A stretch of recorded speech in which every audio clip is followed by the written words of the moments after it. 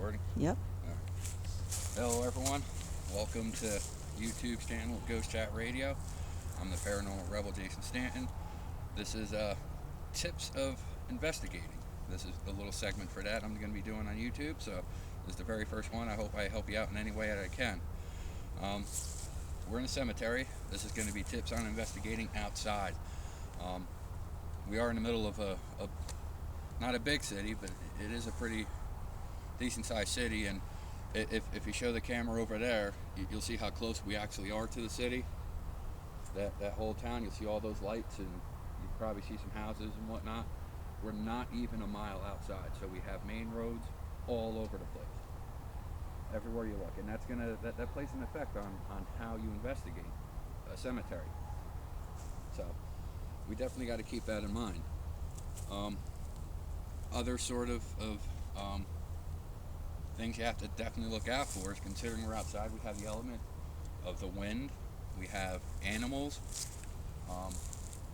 so that all of that can play a major factor on how your audio is going to come out. If you do EVP sessions, whatever the case may be, you have to take that into consideration. Even though it is not exactly windy outside right now, it just takes a little bit, and it'll mess your whole sound up that you get on your recorders. It's going to sound very, very, windy. Well, not too windy. It won't sound too windy, but it'll sound like you have some kind of, like you have voices in there that you really don't have. So whenever you're investigating outside, make sure whatever you get audio-wise is 100% definite. You don't have to boost it or anything. It's rather there or it's not there. So please keep that in mind. It is the middle of winter, so the temperature's surprisingly pretty warm tonight, but I'm sure you can see coming out of my mouth is the breath from me talking and all that other stuff. Again, that plays a major effect in what you capture. It can show up in your cameras. You'll wind up getting mists all over the place because of that without you even knowing it. Another thing you got to think about as well, as when you're investigating outside, is how the weather has been the past couple of days. Prime example, lately it's been pretty warm here. Alright, that's been creating a lot of fog. Some fog doesn't have to come in one dense form or whatever the case is. It can come in small little patches the size of your hand all the way up to an apparition size person. So yeah, you do have to learn a little bit about weather patterns in order to come across that and figure it out exactly what you have in any kind of picture that you get. Animals in this area, once again, something you should know. You're going to have squirrels, your basic squirrels, birds, raccoons, so forth and so on, but you also have bear here too, and deer, larger animals. And sometimes, especially when you have a black bear, if you catch something, if he runs across the screen, way out of your frame a little bit, when you go home to review that audio or evidence, it's going to come out looking like a shadow figure. End of the story. So you definitely have to take that into consideration as well. And when you review, make sure you analyze that extremely carefully. Just don't see something and then, blah, you got a shadow person, because the reality is, you don't. All right, now, this time of the year, well, all year round, you're going to have different types of things falling out of the trees. This time of the year, you're going to get a lot of pine needles falling out, dead pieces of bark, small pieces of bark falling off the tree, so forth and so on. Everything's starting to it's trying to rejuvenate for the next following season this time of the year. So it's starting to grow, and it's pushing out all that dead crap, and it's just falling off the trees. So while you're taking pictures, so forth and so on, you're going to get a lot of orbs. It's going to happen. Expect that. Not to mention, you could also get a very, very light snow, or a heavy, a thick fog, or just the air is going to get thick in general with humidity. All that can give you, orb type things in your pictures. So you don't want that.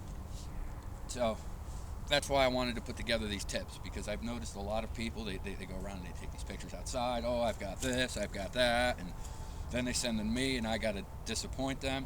I don't like disappointing them, and believe me, people, I am harder on my own evidence than I am when I look at someone else's because I wasn't there. But yeah, sometimes I can look at it and I know exactly what it is right off the back. So, and then they get upset over that, and I don't like that. So I want you to benefit from everything that I know, and hopefully it'll help you out in the future, and then you wind up being a little bit more productive and getting the evidence that you want outside, and well, different types of scenarios. This one happens to be outside on this particular evening.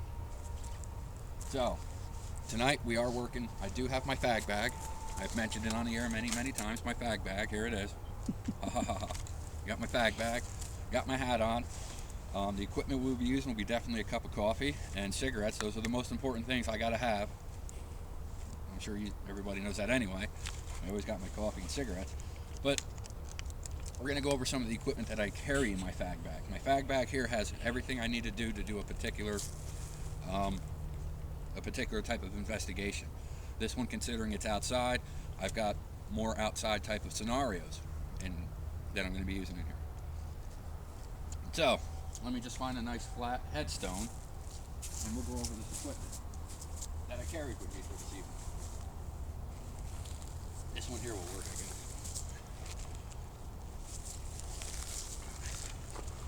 Alright. What we got, dowsing rods, and I will go over all the equipment with you, and you can, and I can tell you how you can benefit from, how I benefit from each one. I can't say this is how you should do it, because everything I do is based on theory. It's just what works for me. So, I mean, if you take the tips and it works for you, that's great, that's fantastic. But this is basically what I have. I have dowsing rods, a compass, the millimeter, which the millimeter's on for some reason, I don't know why, but we'll keep it on, who cares. A millimeter, an EM pump, which is missing the battery right now. Alright, the EM pump. I've got a K2 meter, and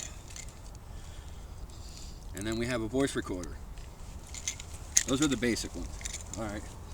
Millimeter and the K2 meter are the same exact thing. It picks up EMF. That's personal preference, everyone. As much as people like to say this does this, that does that, this can help, this is better, so forth, it's personal preference. Whatever you feel comfortable with, I recommend that's what you use. The K2 meter is a bit more sensitive and it's easier to carry. I prefer to carry that one around, but it really doesn't matter. It is a good tool. It's the one that all the TV people use, so forth and so on. It works splendid. If I turn on the EM pump, as you can see, it works pretty good, you know what I mean? The EM pump shoots out pretty far too. Yeah. Alright. The next bit, the millimeter, as it's an EMF, but it also takes a temperature as well. Right now I know it's 27 degrees outside. Anyone can sit down and see that. And you see that? The zoom button is on top of the camera. Alright, 27 degrees out, 27.7 degrees outside.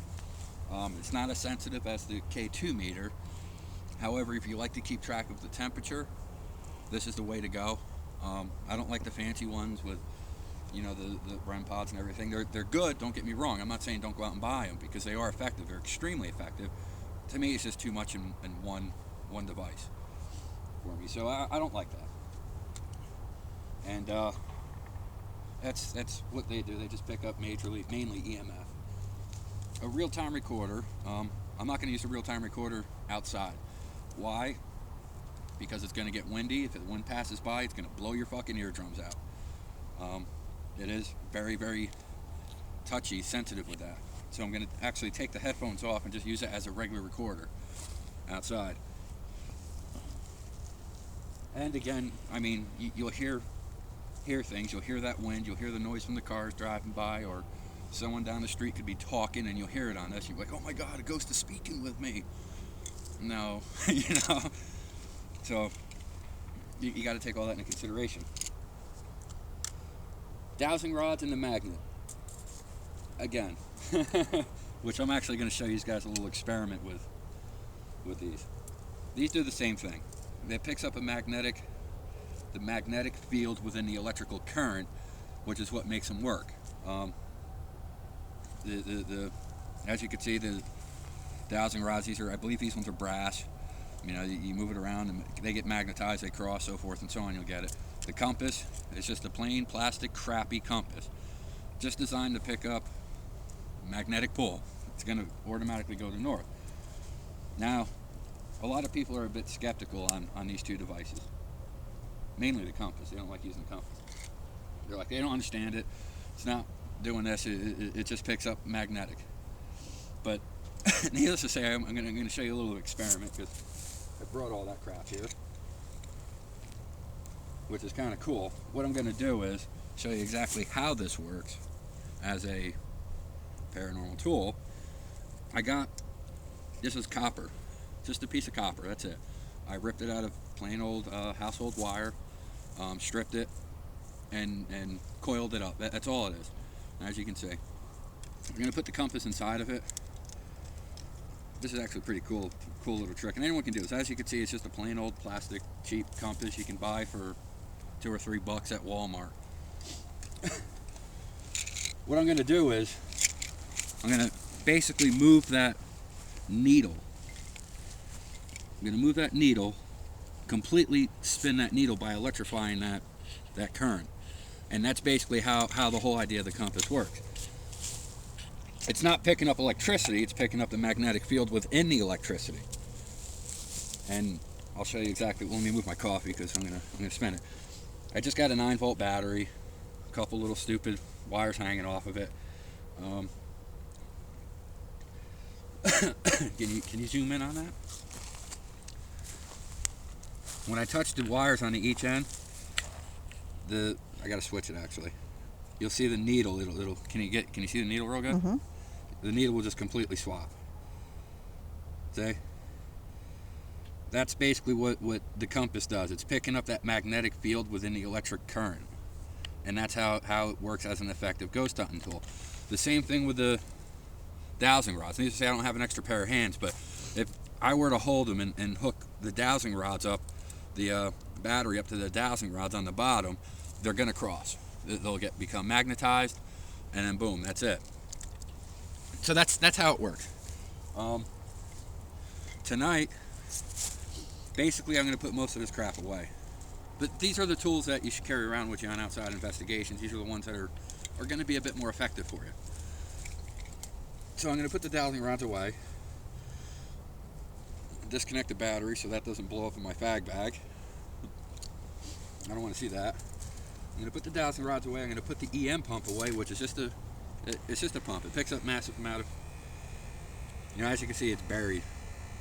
We're looking at some serious EMF that thing's pumping out. Do it again. Put it back there. What? Put it back there.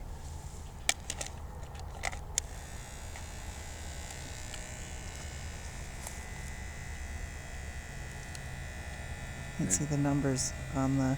There you go. There isn't no numbers on it. It's basically buries it, so that's how that works.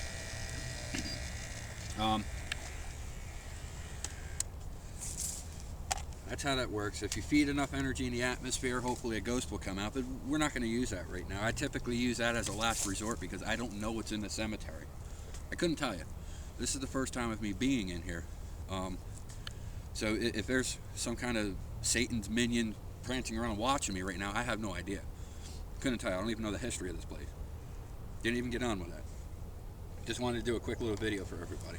But typically that would be the way to go. I've been in here during the day, so I do know my way around here somewhat. But that's always recommended. If you're ever going to do a cemetery, make sure you go during the day so you can find out exactly where everything is. You don't trip over a marker on the ground, which I've done many times. For example, right here, nice little hazard, a stump. You walk in between there, you trip, you fall, you bust your skull on that headstone over there. You're pretty much well done. I don't want to see that. So what I'm going to do is mainly just use the compass, the K2 meter this evening, and the recorder. And that's basically all I'm going to use for this evening. Hopefully something happens. I would like to see something happen. I don't know if it will, But hey, you never know. Speaking of which, I might as well talk about the camera as well, because that's also another piece of equipment that we're using right now. What we have camera-wise, this is just it's not the most expensive piece of camera on there. It's some kind of Japanese camera. I don't even know how to say the name. I think it's an Onyx or something like that. Um, it's a fairly inexpensive camera.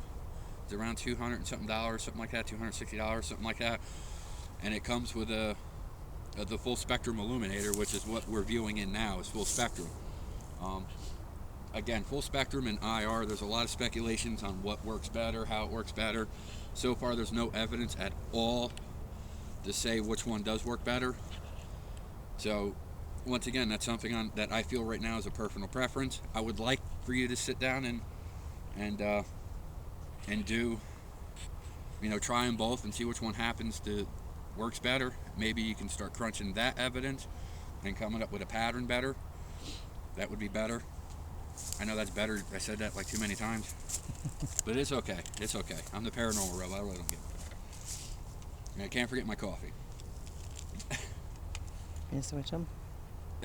So yeah, right now this is full spectrum is what we're looking at. We'll switch over to IR so everybody can see what that looks like. With that, you have to click that off. All right. Now we're into straight IR. You see pretty good? Mm-hmm. We'll probably stay in IR actually, because that full spectrum camera is bright as hell and it blinds the hell out of me. So we'll probably stay in IR. Damn, that's worse than a cop car, I'm telling you. I'm just powering up my recorder right now before we get going. I don't even know if it's powered up. I might have not even been hitting the button, who the hell knows. Alright, camera on for a minute, the spectrum, full spectrum. The battery might even be dead. Oh, there we go. No, I think it's dead. Might have to change the battery. And that's okay, that happens. Yeah, the battery's dead. Alright, so hold on, let me change the battery real quick.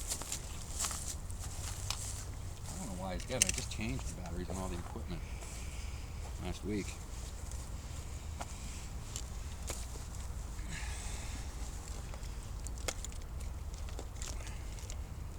Hopefully I got a AAA.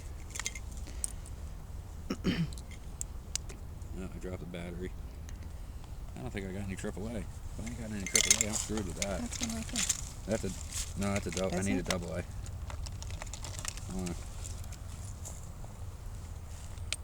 Oh, there's a double A. Got it. Have a double A. Jay's fag bag. Never leave a mess in a cemetery. That's completely wrong. Pick up all your crap. This recorder I'm using is an H1 recorder. If you want to waste your money and go to the ghost hunting store, knock yourself out. You're going to spend about $140 on this equipment. But you can go to your local music shop and purchase it for $90. So that's much better. I am now recording with this. We're going to start off quite simple. I don't like just running around like a Yahoo with... Quite frankly, that's wrong. So what we're going to do first is just walk around slowly, try to get a feel of the environment. Don't forget my coffee, because that's important. And just kind of look at the headstones and maybe even get a little bit emotional with each headstone itself. And before you know, hopefully you'll wind up getting some kind of spike or something on a K2, which would always be pretty cool. So we're shooting an IR for the rest of the evening, and that's that. Let's see what happens.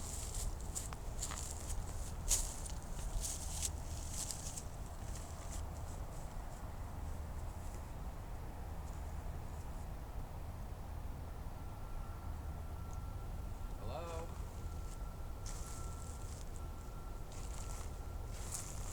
Hello?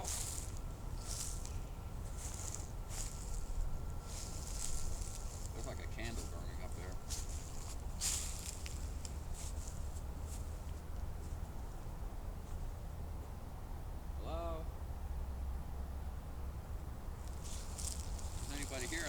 talk to you.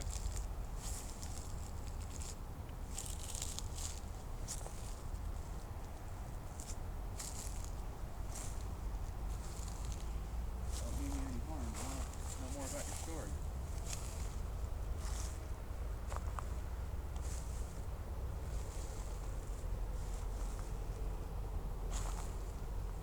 I'd like to know how long you've been here. Are you buried in this particular cemetery? Did you used to work in the cemetery?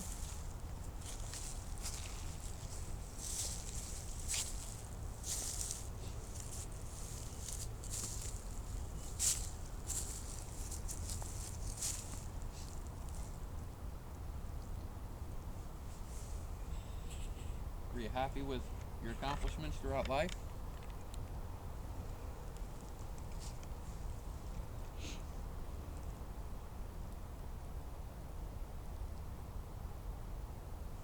Would you like some of my coffee? I got no problem. Give me some.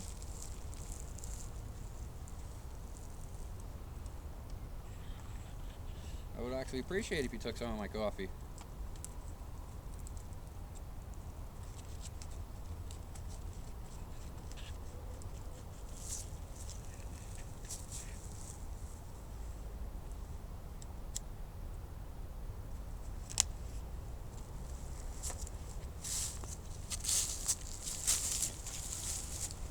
Would you be willing to show me where you are?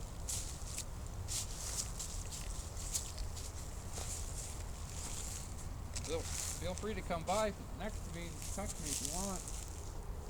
No judgments on you. I'm not afraid of you. You don't have to be afraid of me either.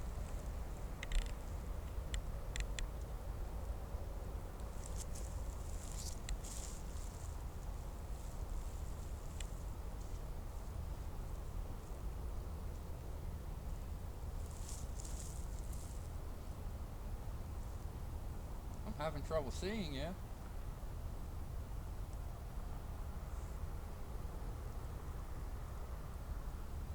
So you'd have to kind of come forward a little bit and touch my device here and let me know that you're here. It's not going to hurt you, I promise.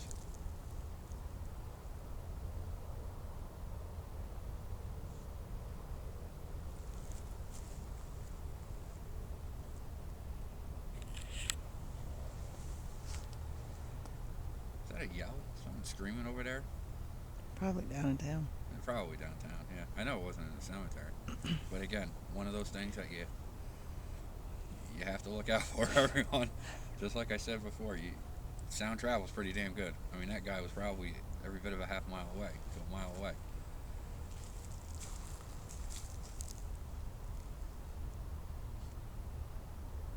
And those are things you got to make note of. So when you do review your audio, you could sit down and say, oh yeah, that was that guy screaming in the road like a jackass.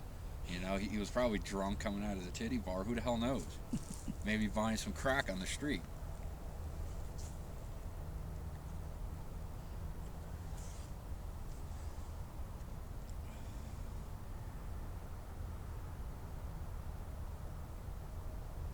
Can you please tell me how old you are?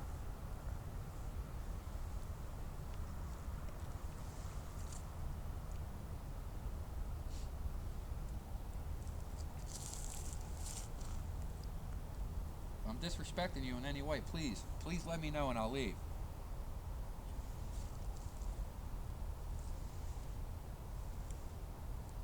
Would you like some of my cigarette? I'd be more than happy to give you some of that.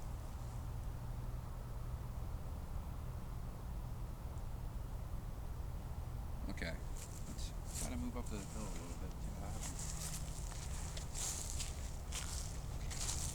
Try to find anything unusual so that we can find an area where there might be something wandering around. Cemeteries are pretty hard like that because it's so big at times. Like this one's huge.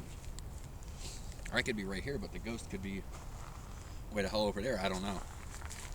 So it's definitely going to take multiple times coming here to figure out where you should be and so forth and so on. We'll walk up here a little bit.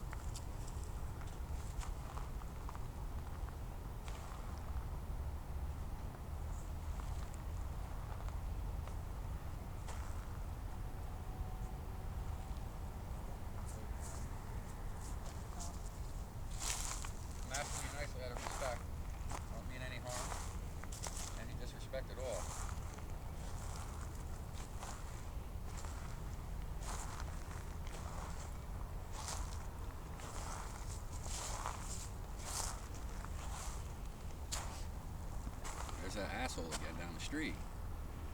He sounds like Scooby-Doo or what the hell is it? No, yeah, Scooby-Doo when he's falling off a damn cliff. He's like, hoo, hoo, hoo, hoo. That's what he sounds like. He's probably all doped up on heroin. You're at 26 minutes. Okay. And if you do happen to find a entity somewhere around that's willing to be interactive with you, it seems like, or you get a K2 spike and you need to further investigate that or check it out, when you start doing your EVP sessions and you want to try to gather information out of them, try to keep them as simple as possible and as basic as possible. The more that they can relate, the more your questions can relate to anybody, the better off you're going to be of getting responses. And then from those questions, you can start getting a little bit more in depth. Again, I don't know how old these spirits are. I don't know how long they've been roaming here. I don't know what they've seen. I don't know what they've done. So the more basics you can get, the better off you are. But first, you have to try to come in contact with one. So you do try to invite things over to you. Don't allow it to take any of your energy. Don't allow it to attach itself to you. Don't do any of that, because you can put yourself in a situation that you may regret later on in the future. According to a couple psychics, I've had some follow me home. Thank God they weren't bad spirits, so I'm happy about that. But it can happen. I don't know what's in here, and you got to be very, very careful of that, and always investigate with confidence and pride. The more confidence you have, the better chance of you having of deterring any kind of negative spirit away, or causing anything from attaching itself to you. You want to have that self-empowerment. You want to be sincere, you want to be passionate, but you also got to empower yourself and believe in yourself when you're doing this.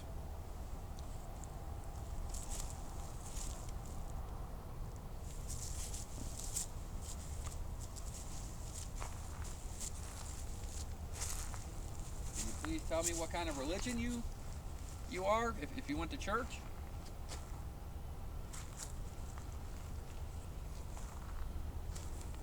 For some odd reason, I think we should go over there.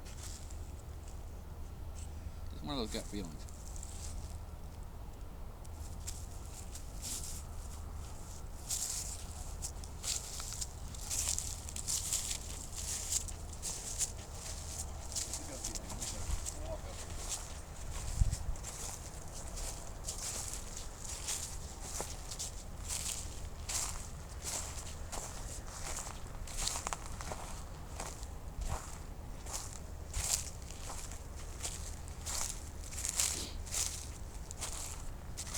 A good location. I'm glad I took this gut feeling. What we have is this was the summertime. It was a little bit warmer outside. It wasn't 27 degrees. We've got a nice little ledge here that I could set the equipment down on and just let it sit there, so I'm not bouncing it around, making the K2 go haywire. And I could sit down right next to it, and that way I don't appear as a more threatening type of person. I look more friendly. I'm like, hey, just sit down, pull up a beer, that sort of thing. And a lot of times, if you can get that kind of vibe going for yourself, you will get better responses. That's what works for me, at least. Again, I'm not saying this is how you should do it, but I'm just telling you these are tips that I've used that has gotten me results. That's all I can do. So we'll just go down and we'll set the equipment down for about 5 minutes, and then we'll end the segment and we'll do a nice little thing to see if we can get anything to pop up. This would also be a good spot to put the any kind of EM pump that you have. Better yet, let's do that. Let's put the EM pump on. When I put the EM pump on, you're going to hear, well, you heard before, it vibrates, it hums. I'm trying to use that coil device that I showed you earlier with the showing how the compass works to make a better EM pump that's not going to be so. I mean, this one isn't that loud. It just hums, but it does vibrate. Oh, I'm getting K2 hits, but as you can see, it's from the EM pump. I put it away. So we want to try to keep it away. So find out how far it is before the K2 drops. That's going way out, you see. Right there's as far. You double that. So we're saying about 1.5 feet. Come over another 1.5 feet, and that'll be your safe zone. You know that there's no way in hell that EM pump is going to interfere with the K2 meter. That's your best course of action. My damn fucking pants on. Well, not my pants, but my belt came undone again, which sucks. I need a new belt. This is what I need donations for, everyone. Can't even get a good belt. Can't afford it. Looks kind of fucked up, but hey, it is what it is. I'll take my fag bag, we'll throw that over my shoulder. It is my fag bag. And then from here we can just kind of step away a little bit as well. So it can get to, if there's something here, it can get used to the equipment. Well, let me grab my coffee first. It'll get used to the equipment and play with it a little bit, and hopefully it'll know that we're not here to hurt it. And we can just, ask your basic questions, If there's anything here, please feel free to touch that little gadget I have on the wall. It's not designed to hurt you. It just it'll just let me know that you're here and that we can communicate with you, we can talk, have a good time. I'd like to hear your story. I'd like to become friends with you if possible.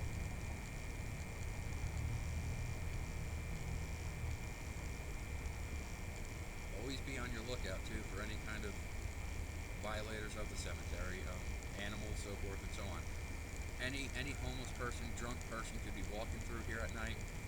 I wouldn't know. They got a gun, they pull it out on me, they shoot me, I'm dead. We don't want that, so you definitely got to be on alert for that. It can happen. I'm not saying it will. I just got a K2 hit.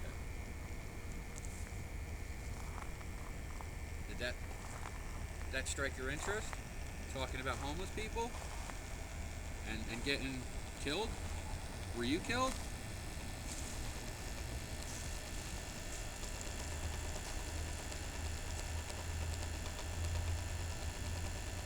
I can't really confirm that it was something that something's around here with me that wants to talk. You'd have to do it again, please.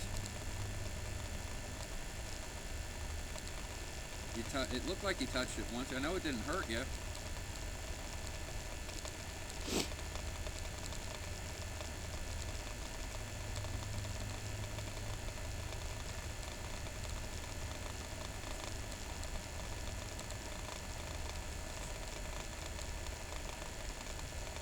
Are you sad?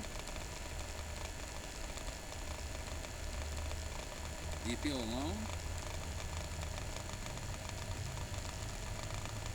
I don't want you to feel alone. I'd like to see if we can help you out in any way possible. Maybe there is another world someplace that I don't know about. Maybe if you just cried on my shoulder a little bit, it could help you reach that other place. I know sometimes if you're a guy, I don't know if you're a guy because I can't see you, but if you're a guy, you've got that muscular tone to you probably, and you're like, oh, I don't cry, I'm a big boy. But there's nothing wrong with it. Doesn't make you less of a man.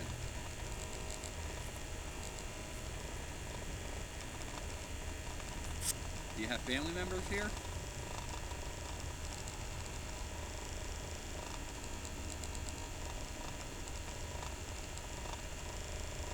Do you miss your family?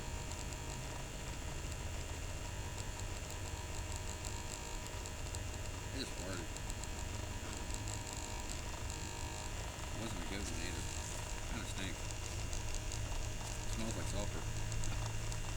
Might be a demon.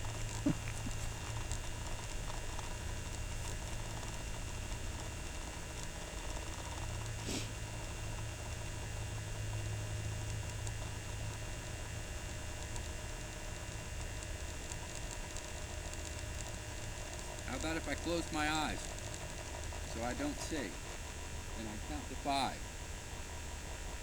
Would you run up and touch that device? Again, I can't hear you either, so I'll just do it anyway, and if you do it, hey, great. Are you ready? I'm closing my eyes. I'm turning around. I'll count to 5. Hopefully I'm going to try the photograph. Hopefully. Let's see what happens. 1,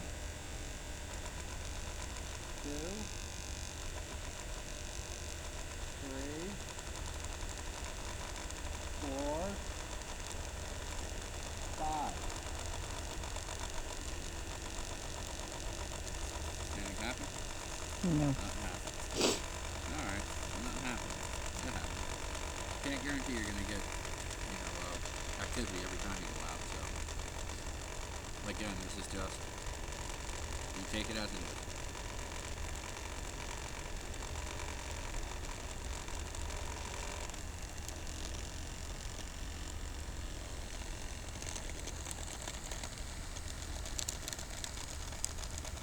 My hand pump will be going haywire over there. It's Moving around like an animal. Just spinning in circles. If you could use the energy from that black box to make the lights go up, that'll be great. That's going to give you energy. Take all the energy you want from that. I allow it. You have my 100% permission on that. That'll feed you. That'll make you nice and strong.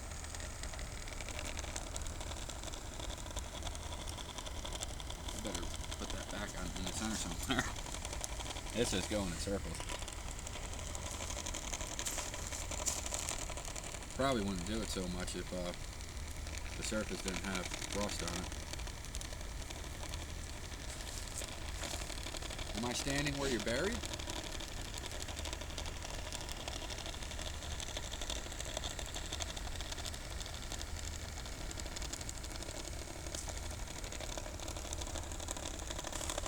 Would you like to touch one of us?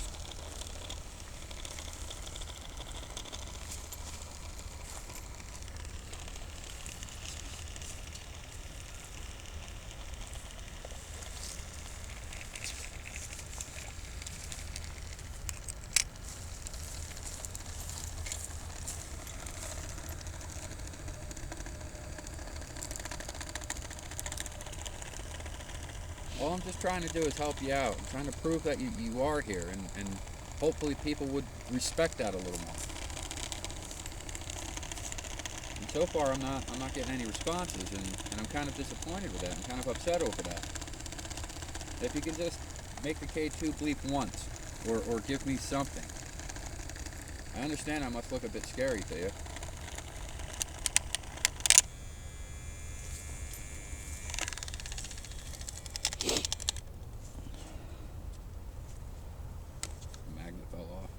Fix that now. It's all good.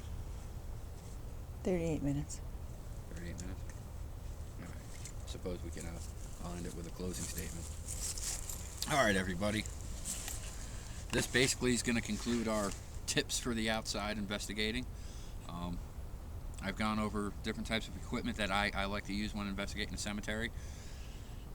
And how I use it. Obviously, you've learned some of the tips that I do there. I was hoping that, we would have gotten more activity throughout this little bit of time we were in here, but YouTube only lets me load up a certain amount at a clip, and I'm not the guy to go ahead. I don't like cropping anything or cutting anything or trimming anything down. I like a more natural, I want to make a more natural video for everybody, so it's rather something's going to happen or it's not. If I was actually doing a real full-blown investigation, I'd probably have about 6 videos loaded up, but I'm not, I didn't come out here mainly to investigate. Although, it was kind of a little mini investigation. I had my devices out, I was asking questions. I went over what kind of questions I was asking to ask. Once again, keep everything simple and as basic as you possibly can. Questions that are going to relate to everybody, no matter what year it is. Religion's always a good one. Sports, but again, if you're going with sports, try to keep your questions based on sports that were around for the last 100 or so years. Football's a big one. Football's pretty big. Horse racing, that's been around for a long time. So, you want to go in with a little bit of horse racing. Baseball's been around for a long time. And those are basically the main ones. Any kind of racing, mainly. That's someone whistling over there. You hear that, right? That is somebody whistling. And I can get... No, that's a cop car. once again, everybody, the elements of the outside. This is why I wanted to do this video, because there is a lot of things that you have to take into consideration before actually investigating, and things that's going to completely mess up any kind of evidence you get, whether it be audio, visual, or tonight happens to be audio with the police cars and some asshole yelling down the street. That's probably cop going after that heroin addict that was yelling before. I don't know. He might even not be a heroin addict. He just might be a crackhead. I don't know. But hey, it's once again. Nah, that's not. Is that a cop car? Or is that a fire truck? No, that's a cop car. That's definitely a cop several. car. What? Sounds like several. Who cares? But again, this is the element to the outside. We are about a quarter mile actually away from the town itself, I would say. About a quarter mile. So I mean, all those noises that you heard, they're about anywhere from a quarter mile to a mile or two away. So that's basically what you have to deal with. Oh shit, they might be coming for us. Maybe. All right, you can shut that up. And that's all I have. Thank you for tuning in.